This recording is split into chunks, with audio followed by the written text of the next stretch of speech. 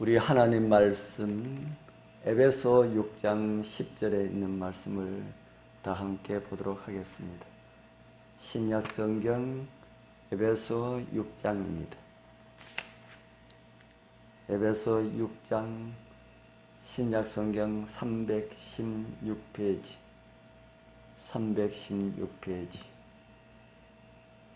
6장 10절과 11절 있는 말씀을 제가 읽어드리겠습니다. 정말로 너희가 주 안에서와 그 힘의 능력으로 강건하여 지고 마귀의 관계를 능히 대적하기 위하여 하나님의 전신 갑주를 입어라. 아멘. 세상에서 신뢰할 수 있는 것은 어떤 것이 있을까요? 믿고 중요한 것을 맡길 만한 곳은 어디가 있을까요?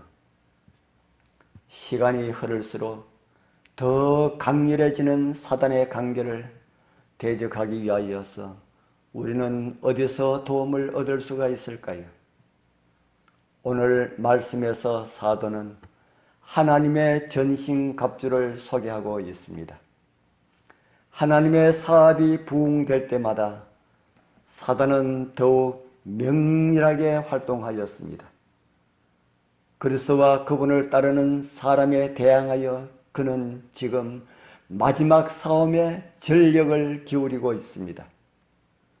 그 큰 속임수가 머지않아 온 천하에 공개될 것입니다. 사단은 그리스도로 위장하여서 우리의 눈앞에서 놀라운 이적을 행하게 될 것이라고 말씀은 우리에게 가르쳐주고 있습니다. 그 거짓은 참과 너무도 비슷하여서 성경이 아니면 그것을 분간할 수가 없을 것입니다. 성경을 바르게 이해하지 못하는 사람들은 다 사단의 속임수에 넘어가고 말 것입니다. 그러나 성경을 기초로 하여 말씀 위에 굳게 서 있는 그리스도인들은 한 영혼도 그러한 속임수에 넘어가지 않을 것입니다. 성경의 증언에 기초하여 모든 말과 모든 이적들과 모든 가르침들은 시험을 받아야 합니다. 성경의 진리로 그 마음을 견고하게 방어한 자들 외에는 아무도 최후의 선과 악의 싸움에서 견디지 못할 것입니다. 사람을 순종할 것인가 하나님을 순종할 것인가 하는 이런 시험이 우리 모두에게 이 땅에 살고 있는 모든 사람들에게 이르러 오게 될 것입니다. 이제 그러한 결정의 순간이 우리 눈앞에 다가왔습니다.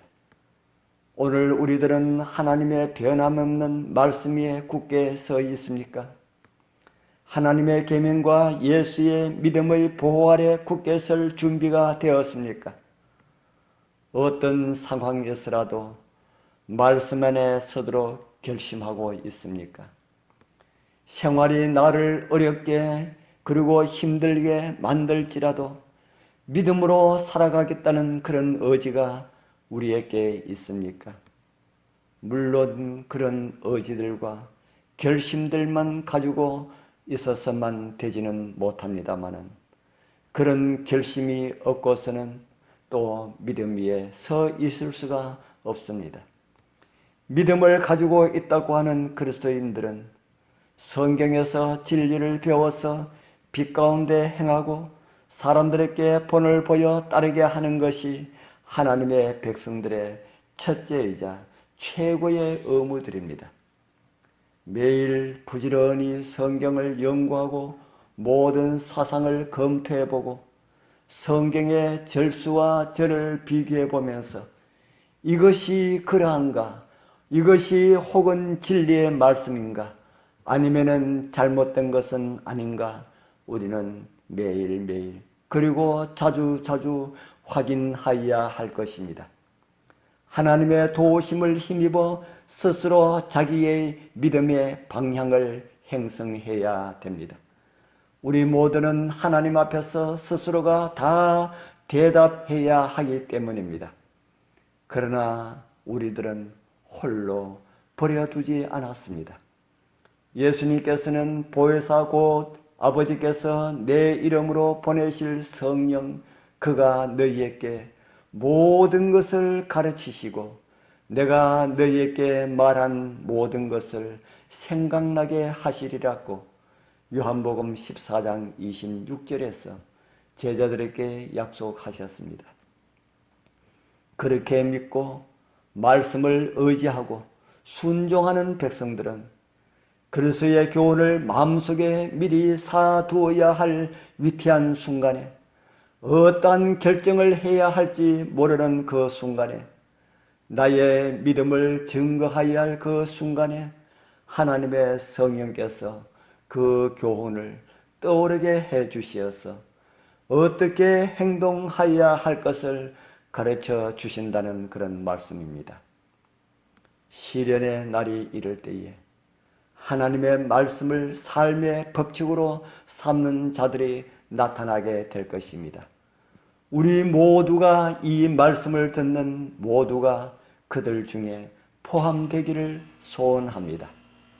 박해의 불길이 일어날 때에 미지근하고 위선적인 자들, 지금 이름만이 그리스도인이라고 하는 그런 이름을 가지고 있는 자들과 하나님의 말씀에 불순종하기를 고집하는 자들은 그날에 그들이 가지고 있는 그 작은 믿음의 소신도 흔들리고 결국은 그 믿음을 버리게 될 것입니다. 그러나 그러한 때에도 진정한 그리스도인들은 말씀에 순종하면서 살아온 사람들은 바위처럼 예수님 위에 예수님 안에 굳게 설 것입니다.